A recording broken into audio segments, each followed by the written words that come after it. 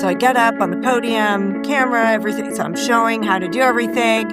And then I said, all right, I'm going to walk around and check on everyone. I did not catch one person doing it correctly.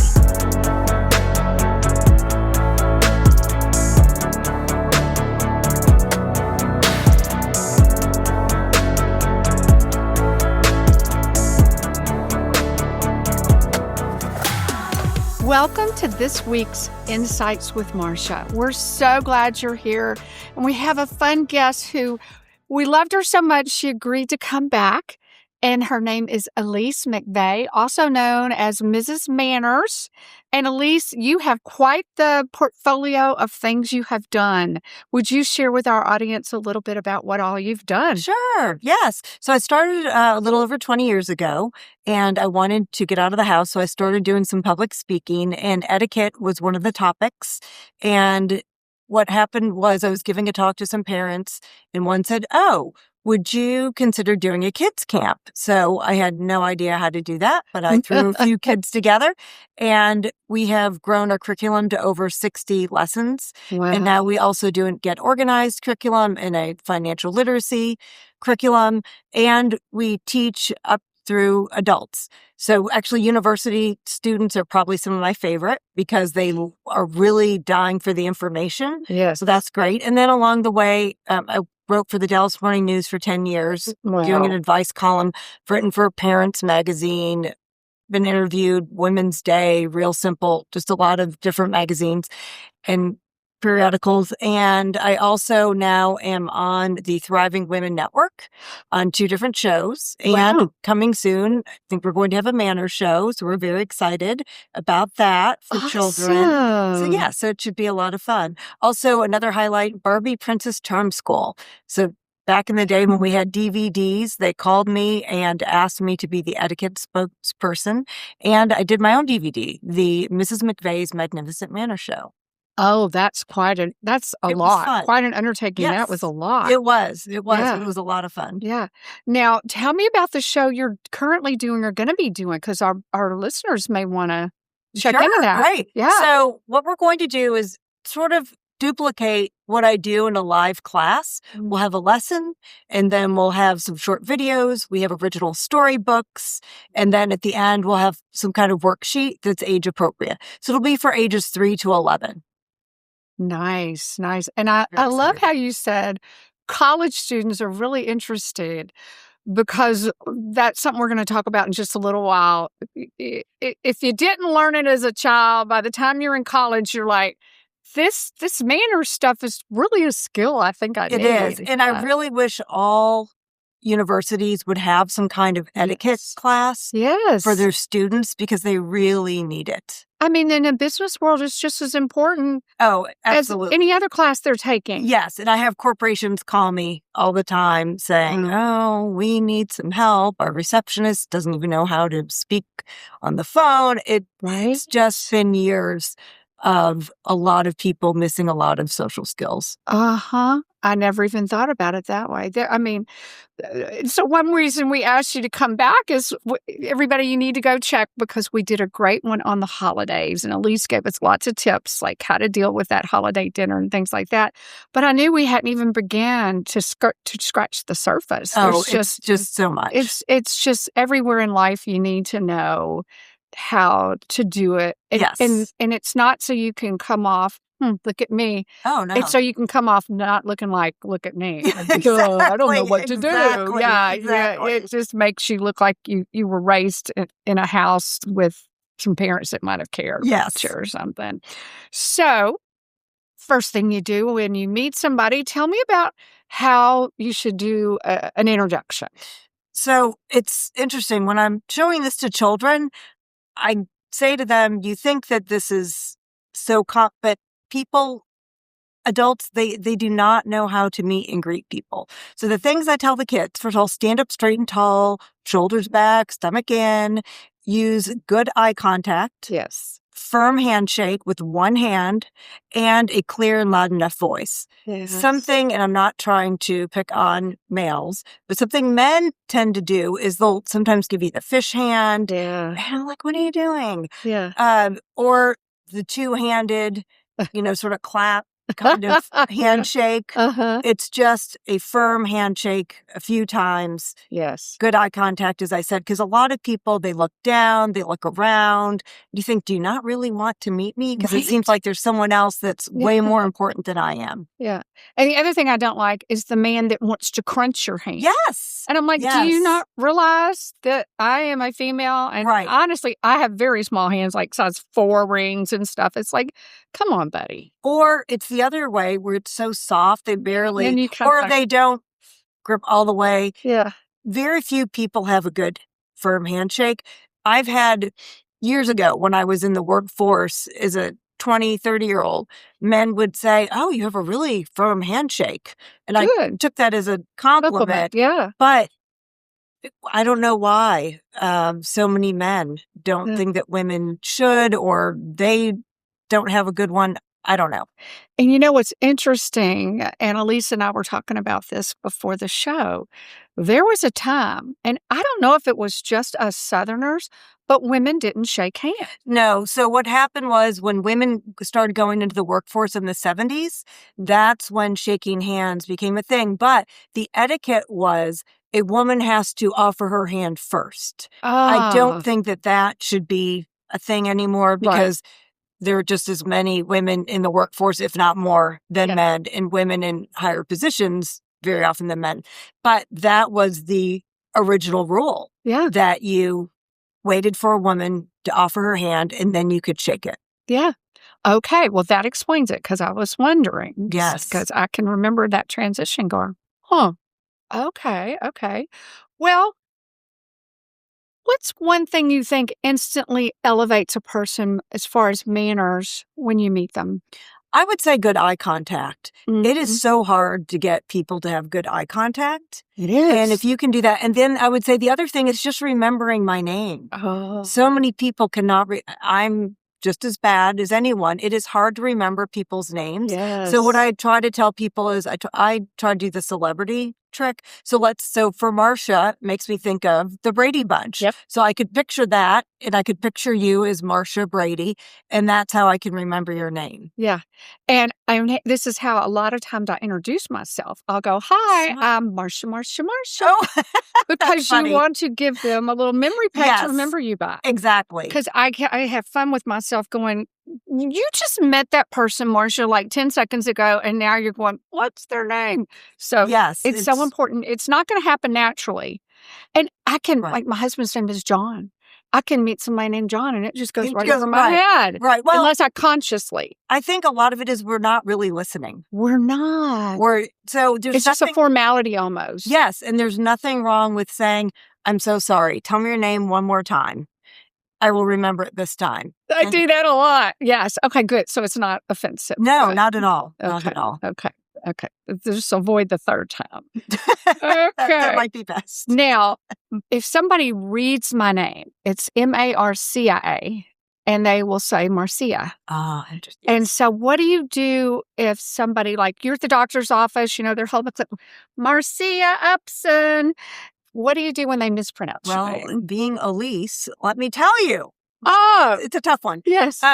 If you're at the doctor's office, no problem. Just say, it's Elise. And they'll say, oh, I'm so sorry. Now, McVay also is a very tough name for people. They'll say McVay. I have known people for a while, and they'll keep on saying the wrong thing. Yes. So what I'll just try to do is then when I'm reintroducing myself, hopefully they say, oh, hi, yes, Elise McVay. And then hopefully the person hears it and says, oh, gosh, I've been saying it wrong. Oh, that's okay. Yeah. Yeah. And try to make them not feel too bad. But you do want someone new to know the correct pronunciation. Yeah.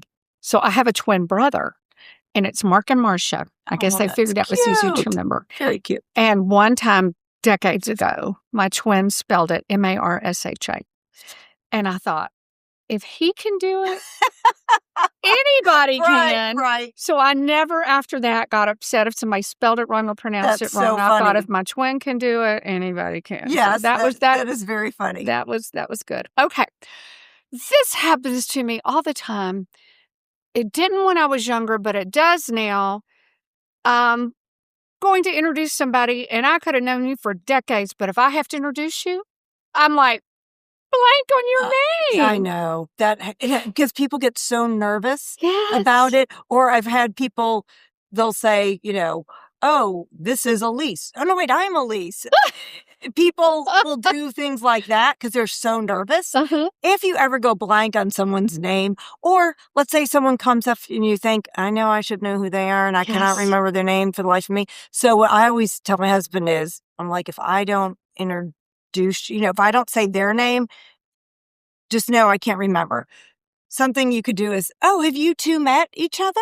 Oh, I like So that could be good. Or, oh, you know my husband Daniel, don't you? And then they might say, oh, no, I don't. I am so-and-so. Or if it's a one-on-one when someone's coming up to me and I think, I don't know if they'll remember me because I'll just say, oh, hi, Elise McVay. Good to see you again. And then hopefully they'll say, oh, yeah, Elise, hi, I'm so-and-so. Hopefully then they repeat their name. I like all those tricks. tips. Okay. John just Good. knows if I don't introduce you, say your name to him real quick. Yes. I will tell you this one funny story. We have a lake house, and on that street, there's this lady. They were new neighbors at the time, and I wanted to get to know her name.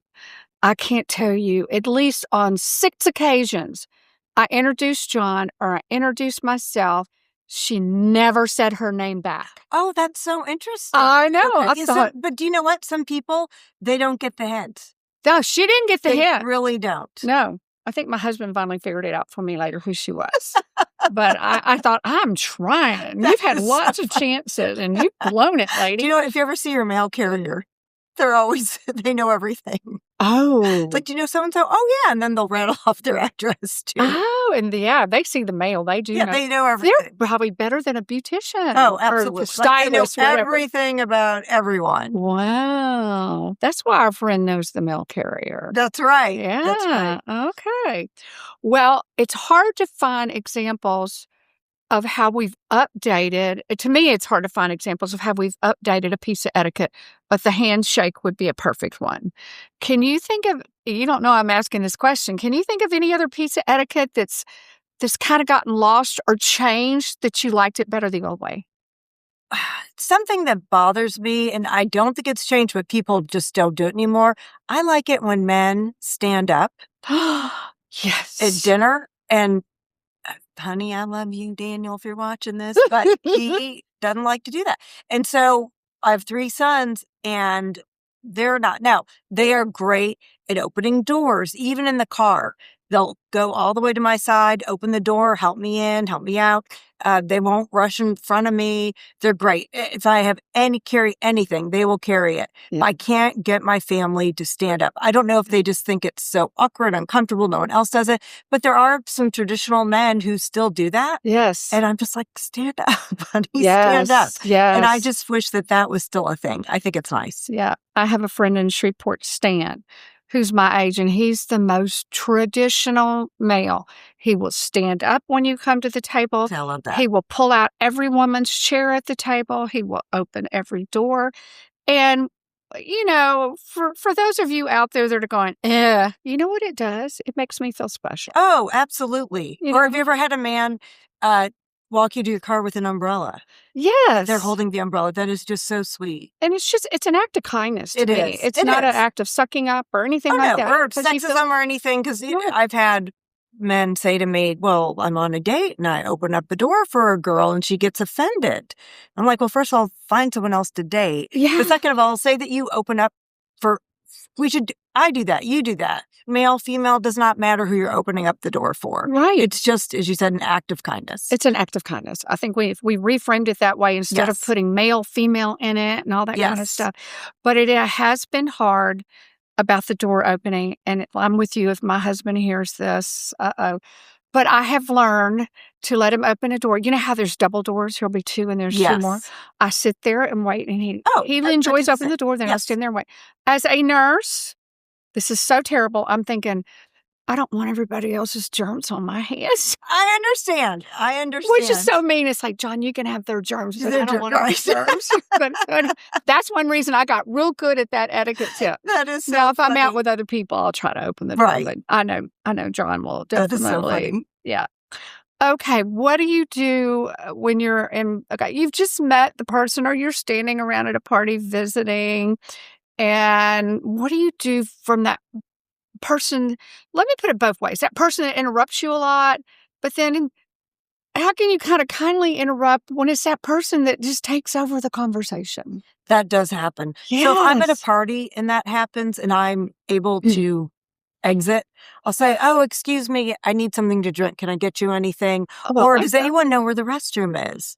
And that's your way to exit out. Now, if you're at a table with someone and this happens, it happens. It's someone just always sort of sucks out all the air in the room.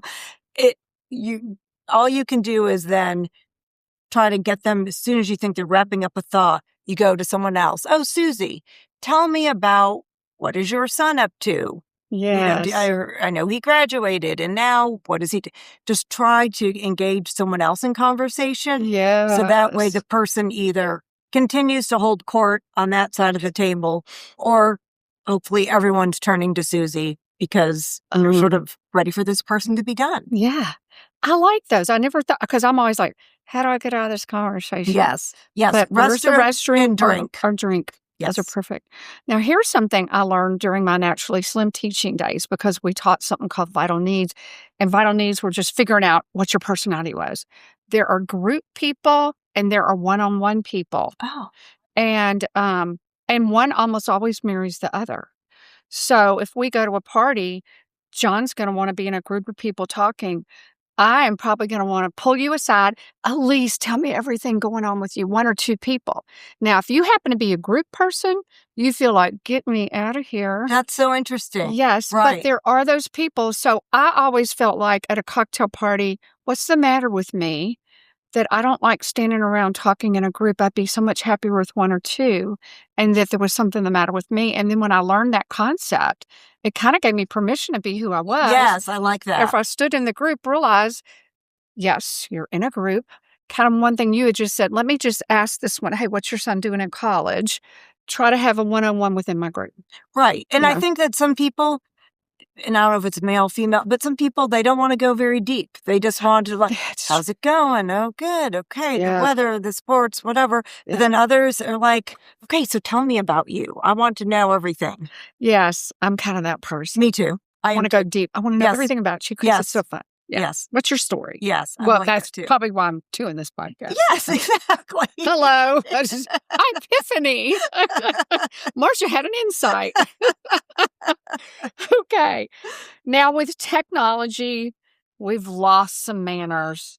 I bet you could talk the whole rest of the show about that, but give me one or two. It really is. All right. So I would say something.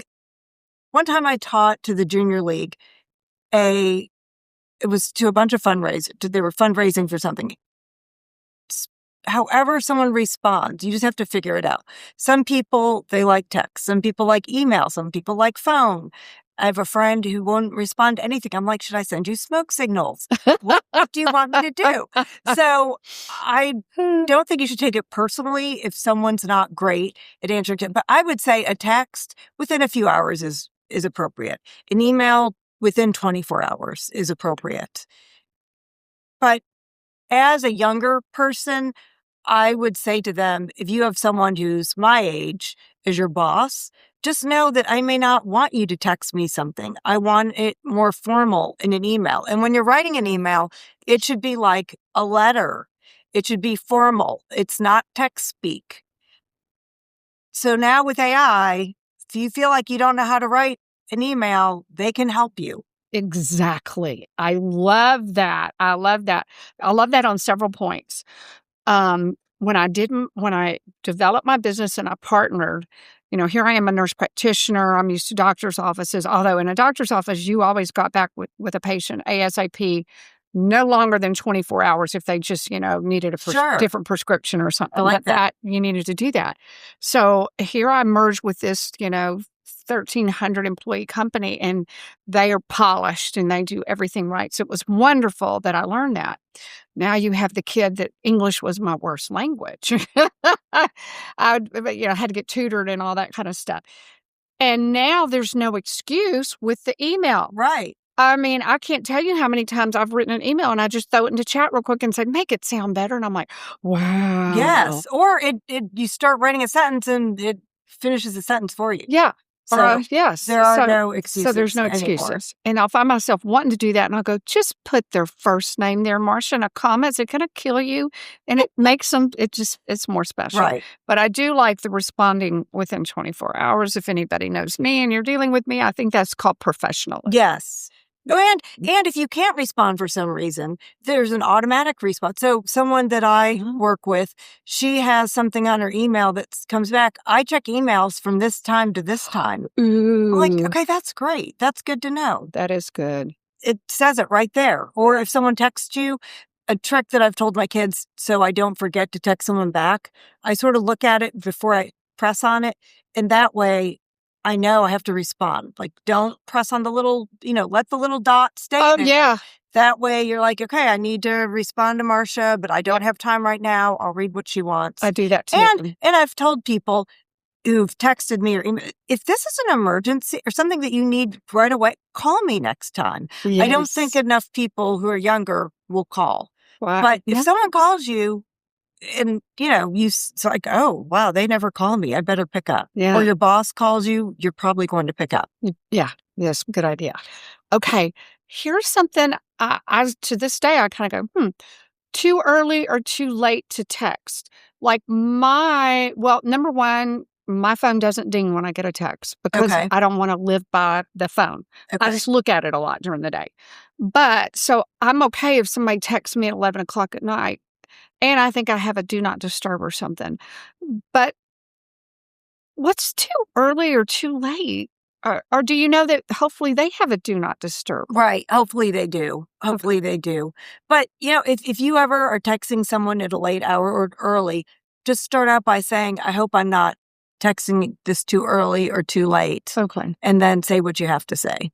Okay. Maybe it's, sorry, this is late. I've been trying to get back to you all day. It's the only time I've had. Or I didn't want to forget telling you this. And then you tell them what you have to say. Okay. I like that. Well, I know my husband can schedule emails to go out at certain times. Yes. They need to do that with text messaging. Yes, that would be nice. I agree. I agree. Okay. When people are rude online, what do you think's the best alternative for that? It's so interesting. So I was reading a review I was in Austin and a friend was like, oh, let's go to brunch. So I was looking at places and I picked one out. Then I went to the reviews and someone said, this happened. And I completely sided with them. I'm like, yeah, that wasn't great. Well, then the owner of the business got on and said, well, you obviously have never owned a business, and was so rude to her. Instead of saying, I am so sorry that happened to you. So I was like, now I'm not going there. No. If anyone, to just kill them with kindness. Say, I am so sorry that you feel that way. Please let me know. I'd love to contact you and tell you how we can make it right. Something like that. Just then they're going to feel like a fool if they were so rude to you. And usually they will back off. You figure if you've ever been so mad at someone, if they go back at you, it escalates. If they come back and say, I am so sorry, well, then you feel like, oh, gosh, I guess it was so hard on her. She was so nice. Yeah. I shouldn't have said that. I like that. Kill with kindness. With kindness. Yes. Bless their heart. Yes. Okay. We did talk about this before, but I think it's worth repeating. When you're at a party and somebody takes a picture of you and then they go post it. Like I told you, we were on a cruise and somebody posted, and I'm like, now they know nobody's at the house. Right. Yes. I say if there's someone, always ask. Yes. Always say, does this look okay to you?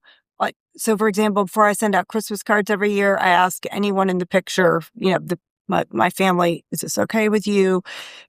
I just think it's so, because people judge a picture on how they look. Think about it. When you see a group picture, what do? Your eyes go to you like, oh my gosh, I look terrible. Oh yeah, that's good. Whatever it is. But ask everyone, like, is everyone okay if I post this? People have different reasons that they don't want you to post it. Yeah. So make sure that you clear that up with everyone. I like that one. I like that. Let me think here. Oh, okay. I couldn't understand my own question. Somebody's been talking to you on the phone too long and you want to get off. Yeah, I would say that you say, "Oh gosh, something just came up. I have to go. Goodbye." Just whatever it is. And we all have those friends or relatives who just go on and on. If you have to make something up, make something up. Or when the person calls you, you answer and you're like, "Oh, hi, how are you?" Just so you know, I only can talk for 5 minutes. Well, 5 that's minutes, it. I have XYZ, whatever it is. Okay. I have to go in 5 minutes. Okay. And phones at dinner tables? No. No. I say no. Before cell phones were a thing, when the landline, our phone would ring and the kids say, "Oh, the phone's ringing." I don't need to answer that. "Oh, no, we don't need to answer it." They'll leave a message. They'll call back. We don't need to answer it. I like that. I like that. What would be some really good etiquette tips or top etiquette tips in business? I would say it's all about the person who's in charge. So, for example, you walk into a meeting, do not sit until the person in charge sits. Or if they're taking a while, you're sitting as soon as they come in the room, you stand. And leave those end seats for the person in charge. Oh, And if you're a person in charge, make sure that you're sitting on the end, because that states I am in charge. I've had to explain that to people before. Make sure that is your seat and that's where you're sitting. Yeah. And if it could be something where, let's say that I'm the assistant, I'm the intern, I wouldn't even sit at the table Right. unless they sit. If there are side chairs, sit at a chair, be invited to the table. And I might have told this story last time. I had a friend who worked for a big corporation, and she was invited on the company plane, and the assistant to the CEO said, "You sit in the back. There's a main table on the airplane. You have to be invited to sit at the main table." Yeah. And they take off when they if you're not there, if they say 5:00 and you're not there, it's 5:01, you're out of luck. The CEO is leaving. Wow. I like that though. I like that. What do you do about gossip at work? Oh gosh, that's such a thing. So one year at Lent, I gave up gossiping. One year you gave up gossip? And my whole office was so mad at me. What? I'm like, I can't discuss it. Can't discuss it. But gossiping at work is not great. It's not good, but we all want to do it. But yeah, I just, if you feel like someone's gossiping, just trying to change the subject. Yeah. It just happens. And just know if they're gossiping about someone, they're probably gossiping about you. That's right. So That's right. I'd say try to shut it down as much as you can. Yeah. Yeah. I like that. It's like when my mom said she would never talk about food again. She realized she was a foodaholic and all she did was talk about food. Said, I didn't have anything to say for a couple of months. And I know some people, if they're not talking about other people, they don't have enough to say. Yes. And also there are people who are storytellers. They don't really have a conversation. I have friends who just tell stories. Yeah. That's all they do. It's just an interesting style of communication. Yes. Huh, I'm going to look for that. I like that. Yes, it is. It's really interesting. It is fascinating. Okay. This is kind of out there. What would be some inappropriate behavior at work? Or what do you do when there is? Or I would say inappropriate would be someone who doesn't dress well, someone who is late all the time. It's so interesting how different people at work get treated differently. So, for example, one of my sons, he's a younger worker, and he said, "Oh, well, this guy can come in late. This guy can do this, this, and this." And I'm like, well, just know that they're looking at him one way and looking at you another way. You've made it clear that you'd like to move up. Yeah. So if you're a minute late, that's going to be a problem for them. Yeah. But this guy, he's not going anywhere. Right. They're just, whatever. So I just think that you just have to know if you're serious about your job, you have to follow the rules. You can't go off and be the guy who's, on a tangent all the time or gossiping all the time. Yeah. But just do your work. Keep your head down.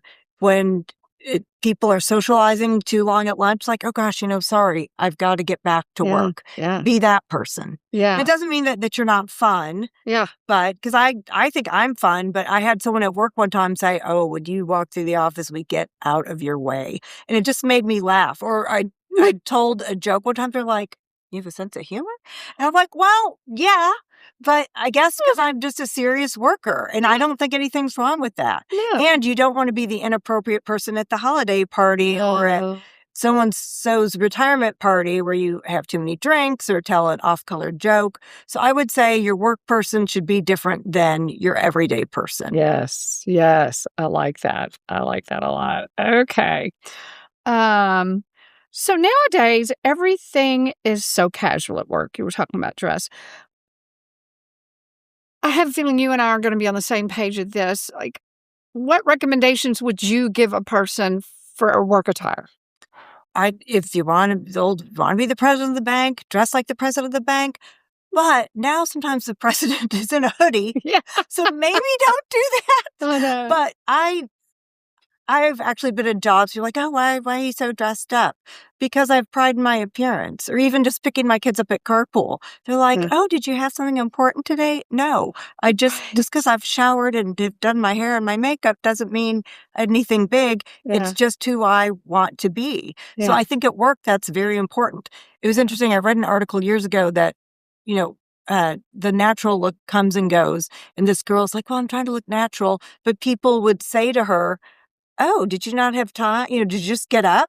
Because she really wouldn't put on any makeup. I mean, I understand if people want to look natural, but at least look polished. Yes. Something. Yeah, that's a good way to put it. Right? Not like you just rolled out of bed. Right. Like you don't have to have tons of eye makeup on, but maybe a little mascara and lipstick. Yeah. Just something, and some powder. At least says, I took time with myself. There's a really good show out right now called The Diplomat. Oh, I love that show. Okay, so yeah. Carrie, who's so beautiful in every show, but in this, like her hair is all messed up. Yes. And the now president said to her at one time, look, it looks like, how are people going to trust you if you can't even brush your hair? How do they trust you to make an important decision? Wow. So look at it that way. Just, understand if you don't want to be Miss Glamour of the Year at work, but you have to look polished, put together, clean clothes, confident, no stuffs on your shoes, etc. Because some people just walk around with stains or are just sort of a mess. You don't want to be that person. You don't have to over-accessorize or overdo it. You can be simple, but at least look like you put yourself together. Yeah. Oh, I like that. That makes so much sense. Yes. Okay. We're going to back up. You've had that job interview. What's the best way you can follow up that job interview? I would follow up with an email right away. Thank you so much for interviewing me, and just sort of repeat what they said the process would be and say, I'd like the job. But then right away, you're getting out that thank you note. Yeah. Handwritten thank you note. Yeah. I've told people to sit in the car and write it and then go up to the receptionist and make sure that they get it. Oh, I like that. Because I've written people thank you notes lately and they don't make it every time. Like if someone's in a distance that I will deliver it. You just don't know with the mail these days. Yes. So if it's a job I would interview, I would definitely have it ready to go. So, before you get there, you can have it addressed to the person, and you can even start out, dear Ms. So-and-so or whatever you're calling them, and then, thank you for, and then fill out the rest when you get in the car and bring it back. Yeah, I like that. Because I know when John has interviewed people, when he gets a thank you note, he's like, okay. Yes. You want to stand out. Yes. Because there's so many people vying for jobs now. Yes. That's a perfect way to stand out. It really is. And my mom one time years ago was told that she got a job. It was between her and someone else, and she got it because she wrote the thank you note. Whoa. Did that influence you becoming Mrs. Manners? Probably. I think quite a few things like that. Yeah. Yes. I mean, seriously, kind of a suggestion there. Okay. What would be one manner a child, 5 or 6-year-old needs before they start school? I would say just be respectful and listen to the teacher. Yeah. I mean, I think as a bonus if they speak well. And so I've had students that will go up to their teachers and, shake hands. The parents like, oh my gosh, your class was great. Look what my child did, which is great. But eye contact is huge. speaking clearly, because a lot of young people are so shy that they are very soft-spoken or they mumble, and just looking confident. Yeah. I think that that's something that teachers really respond to. And what's a good way to teach them please and thank you? I had one who would not. So I would just ignore him. And until he said, please, yes, I'd be glad to do that for you. Otherwise, just didn't hear him. That was really good. I like that. Yeah. Or if they forget a thank you, just say, you're welcome. Uh-huh. Uh-huh. They'll say, oh, yeah, sorry, thank you. Okay. At what age should they learn how to introduce themselves? Oh, I'd say a 3-year-old. I mean, we teach 3-year-olds how to do it. Really? And it'll take some practice. So what I would do with my kids, so you pull up to someone's house and you're about to go in, and I would turn around and say, okay, let's go over it. Show me how you're going to shake hands, introduce yourself. Then you go into the house, and a lot of times they're just standing there. And so you just, gently tap their arm, and they're like, oh, hi, Mr. So-and-so, nice to meet you. And also go over titles. This is the Smiths, but she goes by Jones. So it's Dr. Jones and Mr. Smith, or whatever. Yes. Whatever it is. Just make it clear to your children, this is what you need to call them. Okay. And I very rarely, but sometimes in our neighborhood, someone would say, oh, call me Miss Tina. And I'd tell my kids, you tell them you're not allowed to call her Miss. You have to say Mrs. Smith. That was going to be my next question. When I was growing up, except for 2 families that we knew from birth, and these were like our second parents, we could call them Miss something, their first name. Everybody else was the last name. So you still think that's... I do. And it's interesting. I've noticed in the Dallas-Fort Worth area, it depends, just in North Texas, what neighborhood you live in or what suburb you live in. Where I live, it's very Mr. and Mrs. and their last name. My sister lives in South Lake. They were Mr., Miss, and their first name. But I just obviously I'm an etiquette teacher. Right. I like the last name, and I think that's important. Yeah, I like that. Okay. I want to talk about eating. Okay. Started off with that story about all the college kids and how many of them knew. Oh, yes. Okay. So I went to Texas. Oh, I shouldn't say where. All right. You went to a school in Texas. I went to a school in Texas, and it was a fraternity. They had me in a ballroom. They invited a sorority, about 250 kids. This is probably 15 years ago. Okay. So I get up on the podium. There's a camera, everything. So I'm showing how to do everything. And then I said, all right, I'm going to walk around to check on everyone. I did not catch one person doing it correctly. Now, if it was me and I saw this lady up there and thought, oh my gosh, I've been doing this wrong, I would have tried my hardest. Yes. And when I saw her come, I'd say, please come over here and tell me, am I doing this correctly?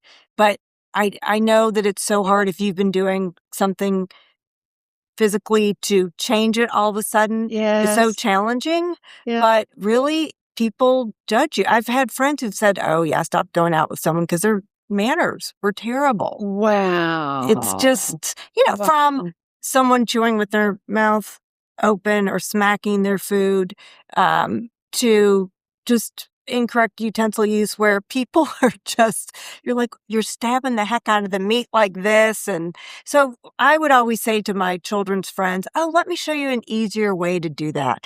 And just like in my classes, I'll get behind the person, I'll put my hands on theirs, and I'll show them how to do it. Wow.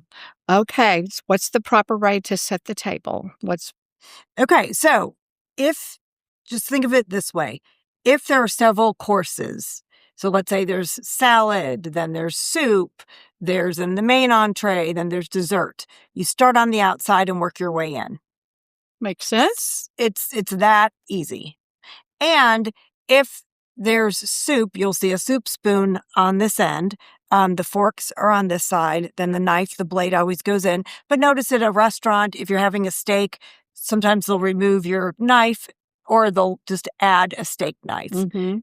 However, most servers are not trained. I was a server and I just happened to know what to do because this has always interested me. Uh-huh. But most servers really don't know what to do. And a common thing that servers do is they will take your plate before everyone's finished. Right. It should be everyone's finished, then they take your plate. Mm-hmm. But if you're ever at any kind of formal anything, start on the outside, work your way in. If you, for some reason, you don't like salad, just pretend like you're eating the salad. Look engaged with your food. Just don't sit there. I don't like salad, so I just kind of mix it up. Or if there's a tomato in it, But there's someone in my family who just sits there. And then the people are like, oh, so you don't like salad? And I'm like, can you just look like you like it? Yeah, that's good to know. Okay. I see people, I wish I'd brought a fork in here now. Here's the prongs, how the fork kind of comes. Anyhow, they'll go like that. Right. Don't you kind of do it like so? All right. So this is the deal. Rule? That's the one thing I really don't know. So there's American style and European style. Oh. So American style is if you're holding it like this. Can I borrow your card for a moment? You sure can. All right. So let's say this is your fork. You're holding it like this. Yeah. European style, you're eating like this. Okay. With the tongs down. So American tongs down, style. that's how you say it. Thank you. Yeah. So American style, no matter what's up, you always have the forks on this side, the knife on this. Doesn't matter if you're right-handed or left-handed. You pick it up, you turn down your tongue, you cut, and the utensils should never touch each other.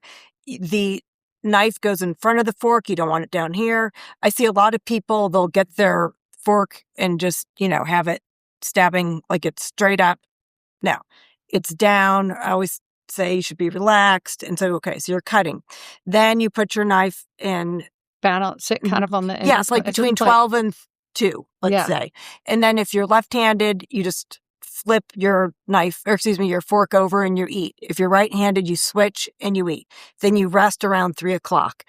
And then when you're finished, you take the knife and you put it next to the fork. So finished position is between like 3 and 5. Okay.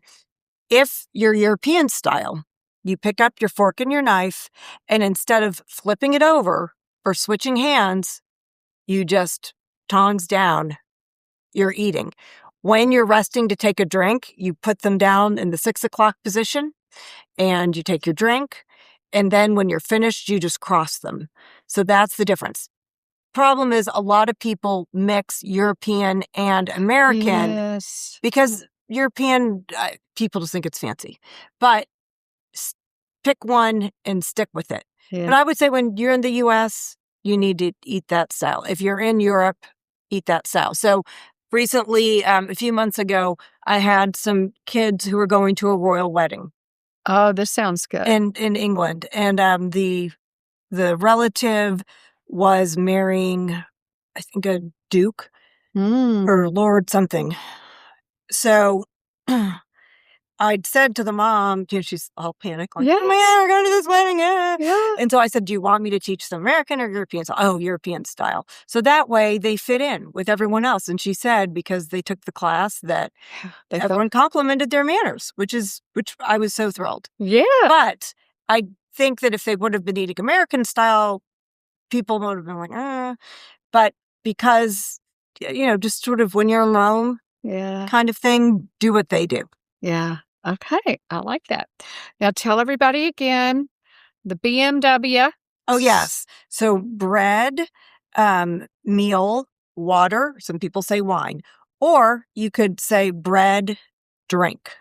So that's another thing that you could do. Okay. So your bread plate, and a lot of times you don't even have a bread plate. No. But if you do and it's at a round table, it's very confusing. And when because I'm into etiquette, I never forgot this. So I was like 23 and I took the man next to his plate. I was horrified. Oh, I bet. Horrified. It messed everyone. He's like, I'm like, oh my gosh, I'm so sorry. And so I corrected it.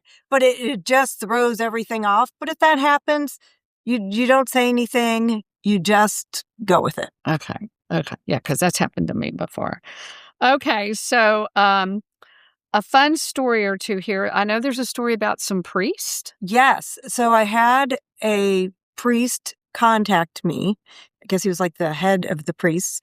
And these gentlemen were in training to become priests. Okay. And he asked me to come and to teach them about etiquette. So they were, of course, very nice people becoming priests. So they were very sweet. But I just loved that he wanted to teach them that because even a priest they're going to parishioners' houses. Yes. Maybe they're asking for money.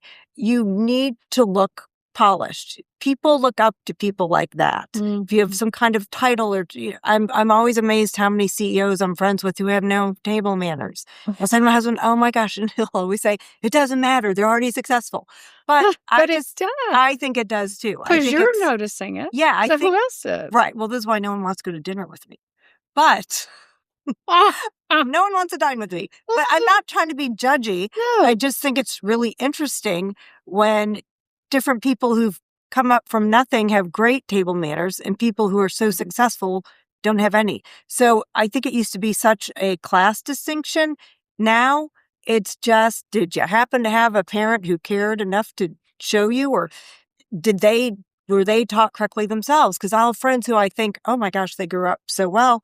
And they're like, oh yes, my grandmother or my aunt taught me how to do everything. And then I'm like, but your table isn't set correctly. So they think they're doing the right thing, but they're not. Yeah. So my advice is look it up. Go to my website, go to Emily Post's website, make sure it's someone reputable. I'd say Emily Post is about the only person I would trust outside of me. But outside of me. And not that other etiquette experts aren't great. Yeah. How do you know which one is good, which one is not good? Yeah. Yeah. Tell them your website again. Okay. So it's mrsmcvay.com. Okay. If you don't see it on there, I mean, my logo is how to set a table. So I that's love easy. That. So that's easy enough. Yes, that's so nice. In fact, my 5-year-old granddaughter set the Thanksgiving table. I love that. And we did one thing at a time. I showed her where to put it, and then she went around and put it everywhere. And then we did the next. And I thought, that's fun. Well, every Christmas, my mother-in-law always offers to help me. I'm like, this is like my Super Bowl. Let me set the table at Christmas. Like, I don't need anyone else. Don't keep me from this pleasure. This is just so great to me. Oh, I love that. That's so good. Okay, I just have one more question before I let you go. My daughters are going to a gala next weekend, and there'll be a lot of influential people there, and they're getting ball gowns and all. So, I know we're going shoe shopping after this. So we hear the terms gala, cocktail party, business casual. Can you help us with what the clothing style really is for some of those terms? Yes. So people for weddings, if it says black tie optional, that's so tough. Black tie means ball gowns, or at least floor length. Black tie optional means you might be in a tuxedo and this person might be in a tie. It's just so confusing. So I would say for a gala, I would think it's ball gowns. But I think a great thing to do is now with social media or with the internet, look and see, type in what it was, and then you'll see pictures of all the people from the year before. That way you can say, okay, this is what all the people were wearing. Also, I think age has a lot to do with it. Younger people like shorter things, shorter dresses. So I just think that it's hard these days unless they really spell, or like, what is it, cowboy chic? Some people are like, what does that even mean? Yes. So if I have to, I always call the person in charge or someone who's been there before and say, okay, what are you wearing? What type of thing are people wearing? Just so I'm confident when I walk in the door. Because I've walked in places before, I'm like, okay, they said this and no one's going by that. And it's horrifying to be dressed up or not dressed enough. Yeah. But I'd always rather be more dressed up. Yes. Not enough But even that. But you still kind of. It's still uncomfortable. Yeah. So my mom always said, just start taking off jewelry if you're overdressed, which I thought was good advice. That's good advice. I like that. Make sure you got pockets. Well, that's right. Husbands always do. Right. Yeah. Put it in your handbag. Mine might be empty, but I'm like, John, would you put this? Yes. I take my sunglasses and here's my lipstick. Exactly. Oh, cool. Well, can you think of anything else before we close that people, etiquette-wise, anything else you want them to know? I would just say, so this was interesting. My husband told me that our Secretary of Transportation got on the news the other day and said the people need to start dressing better when they're flying on airplanes, which is honestly probably none of his business, but I like that he said it. I just think that people are looking so slobby. My grandfather always said, hospitals, airplanes, you need to dress up. That's not the case, unfortunately, anymore. I just think that people need to take pride in their appearance. Yeah. Look like you're put together. You don't have to wear your sweatpants all the time. Yes. It's just, even if I'm out running errands, I feel like, okay, if I am dressed like a slob and no makeup, hair dirty in a ponytail, no one is going to want to respect what I have to say. So I just think that people need to remember, as long as you're kind and make people comfortable, have a good appearance, then I think you'll go further. I like that. And it's not so much about, because I can just almost hear the young people in my head, like, yeah, no. If I'm a person anywhere and I'm talking to those two different people, one that's put together pretty good and one that looks like a slob, I'm just going to take that put together person a little more seriously. Yes, absolutely. And we need all the help we can get in this world. Yes. Getting taken seriously and everything else. Definitely. So, and then you can go home and find your sweats with the holes in them. Right. And everything. Take off your makeup, put your hair in a big ponytail. But yeah, that's great. Well, thank you so much for being here. Well, thank you for having me. We all need you so bad. Oh, so bad. You. Yes. So fun. So thanks for being here with Insights with Marsha. We're going to have a fun bonus episode for my Patreon subscribers. So tune in for that, and we'll see you next time for more Insights with Marsha. Marsha.